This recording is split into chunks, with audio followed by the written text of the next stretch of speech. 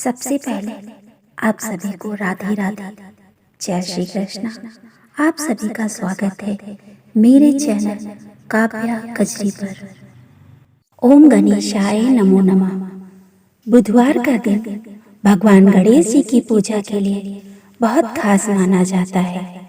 इस दिन जो भगवान गणेश जी की विधिवत पूजा करता है और व्रत रखता है, उस पर गणेश भगवान की विशेष कृपा होती है। वहीं व्रत में पूजन के बाद इस कथा को जो पढ़ता या सुनता है, उसकी सभी मनोकामनाएं पूर्ण होती हैं। भगवान गणेश को विघ्नहरण और मंगलकरण कहकर संबोधित किया जाता है।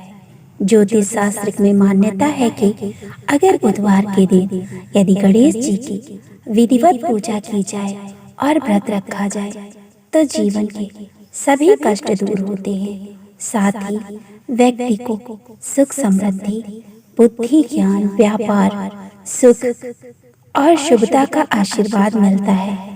वहीं शास्त्रानुसार माना जाता है जो कोई बुधवार व्रत करता है उसे गणेश जी की पूजा के बाद ये बुधवार कथा अवश्य पढ़नी या सुननी चाहिए।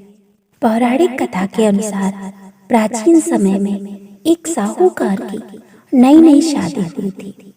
एक बार साहूकार की पत्नी अपने मायके गई हुई थी।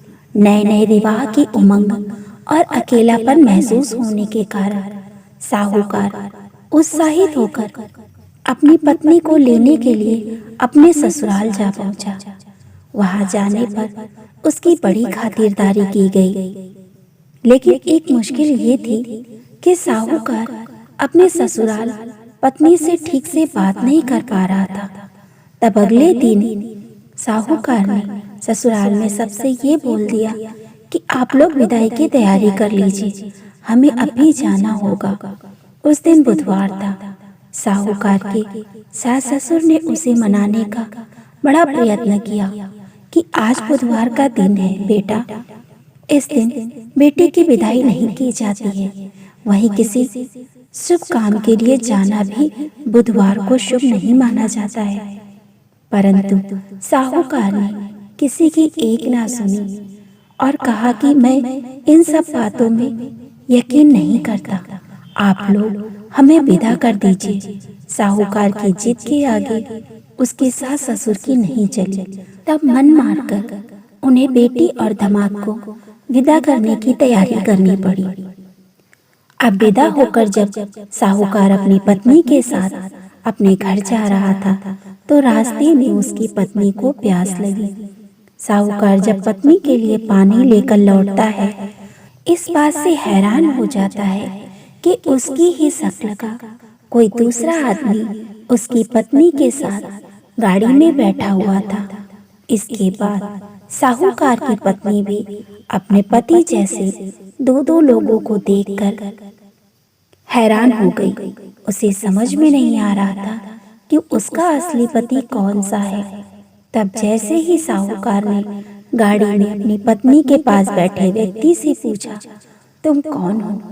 तो उस हमशक्ल ने उत्तर दिया, मैं तो फला नगर का एक साहूकार हूँ और अपनी पत्नी को उसके मायके से लेकर अपने घर जा रहा हूँ।